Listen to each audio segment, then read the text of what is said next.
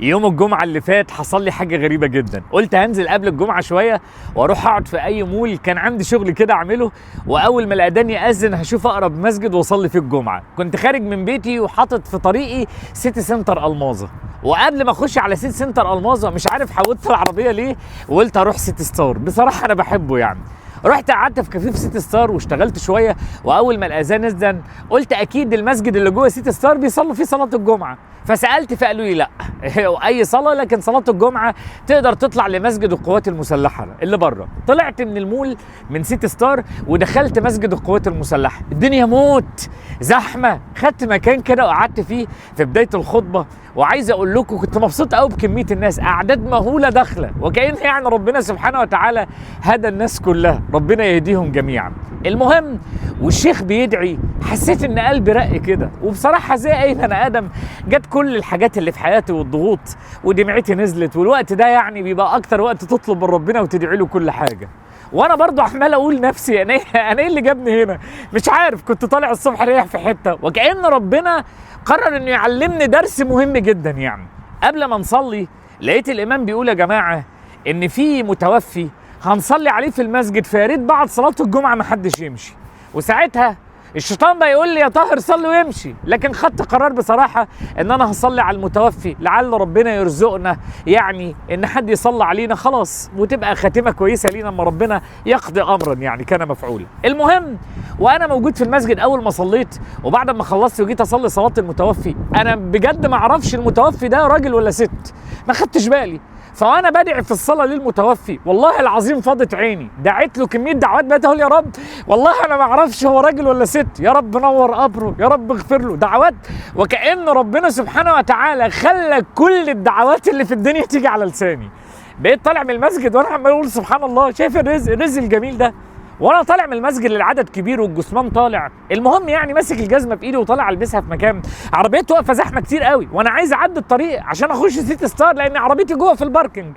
اتحرك يمين اتحرك شمال، عربيات زنقه ببعضيها، لغايه مره واحده لقيت نفسي قدام العربيه والله العظيم اللي فيها النعش، والنعش مفتوح وباين قدامي الجثمان في الكفن، وواحد بيقول ده ربنا يرحمها، فعرفت انها ست وانا واقف قدام الكفن ده، والله واقف قدامها كده، فلقيت صبعي بيترفع وبقول اشهد ان لا اله الا الله اشهد ان محمد رسول الله، وبقيت ادعي والله وعايز اقول لك دموعي مش قادر اوقفها.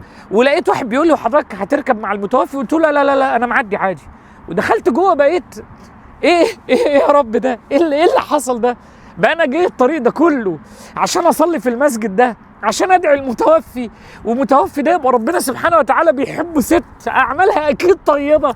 سالت نفسي سؤال، هو بجد البني ادم ممكن يبقى في الوقت ده؟ تخيل واحنا بنصلي في المسجد والله بقيت ابص كم واحد هيطلع من المسجد ومش هيصلي على المتوفي، لقيت اللي طلع قله قليله لا تزيد عن 3%. قلت يا رب اما اتحط في نفس الموقف ده الناس كلها هتصلي عليا كده، لا وما يمشوش يتنهم موجودين. ساعتها والله العظيم عرفت ان ربنا سبحانه وتعالى بيدي للبني ادم الرزق حتى وهو في كفنه. عارف امتى؟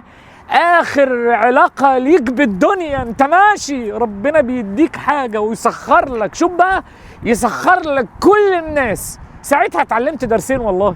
اول درس ان اللي باقي معاك لاخر لحظة في حياتك او اخر لحظة الدفن هو عملك، وعملك ده ورضا ربنا سبحانه وتعالى عليك يغير لك الكوكب ويسير لك العالم كله وانت حي وانت ميت. وتاني حاجة ودي مهمة جدا جدا والله العظيم، ان ربنا سبحانه وتعالى يحنن قلب الناس عليك، واحس ان انا وانا ما اعرفش المتوفي ده مين وكأني فقدت حد انا كنت اعرفه، وكأني بقيت اقول لنفسي هو انا بعيط ليه؟ هو انا ما اعرفهاش ولا اعرف ده. والله العظيم دروس كتيرة في حياتنا قوي، بس يا رب نتعلم. على فكرة انا خدت الدرس ده، مش بقول لك ان انا ما خدتوش، سألت نفسي انا ليه كنت موجود في المكان ده في الوقت ده، وليه صليت في المسجد ده، وليه غيرت اتجاه، وكأن ربنا بيسوقني لحاجة معينة بيقول لي يا ابني الدنيا فانية، انت بتجري ورا ايه؟ اللي انت بتجري وراه ده مش باقي، اجري ورا الحاجة اللي تبقى لك قدام، اعمل عشان في اليوم ده الناس تقف حواليك وانت ما باليد حيلة والله. وكأن ربنا سبحانه وتعالى علمني اغلى درس في حياتي، ابعدوا عن الحاجات اللي بتاخدكم من اهم حاجة في الدنيا. والله العظيم من اهم حاجة ان انتوا ترتبوا لاخرتكم، وحاولوا بقدر الامكان ان انتوا تعدلوا مساركم. الحياة بتاخدنا بشهواتها بدنيتها، بس صدقني والله بتبقى محتاج قلم على وشك يفوقك. عارف يفوقك ايه؟ يعرفك والله العظيم ان انت مدي الحاجات كتيرة قوي اهمية، وفي حاجات في حياتنا ملهاش اي قيمة. القيمة الحقيقية هي الحاجة اللي هيبقى مفعولها معاك لغاية ما تخش قبرك وتقابل ربنا سبحانه وتعالى بوجه كريم. لكل بني ادم بيسمعني، انا اتعلمت الدرس وقررت ان انا كمان اقول لكم الدرس ده. ربنا يحفظكم جميعا، وربنا يحسن ختامنا جميعا، ويرحم كل من فقدناه.